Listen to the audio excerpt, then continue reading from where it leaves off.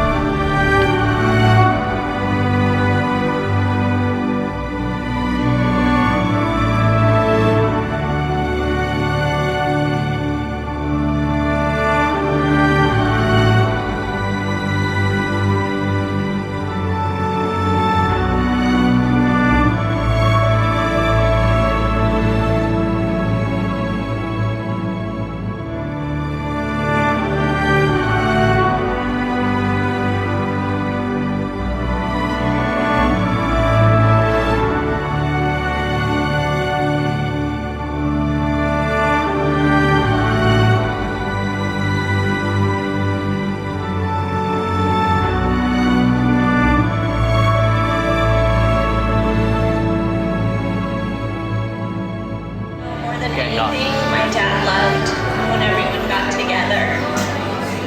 He threw a couple really neat family reunions, and he was a man with great knowledge and always provided us with never-ending support, love, and continued to encourage all of us to reach our goals and dreams in our lives. In 1963, as I came out of my house to go across the street to church, I spotted a tall Marine in full uniform unfolding his lean body and long legs out of a black Corvair. That was the rear-engine Chevrolet Compact built in the 1960s. That car didn't last, but our marriage did. We are blessed with 2 children and with many adventures and experiences that only God has provided for us. Faith, hope, and love. And the greatest of these is love.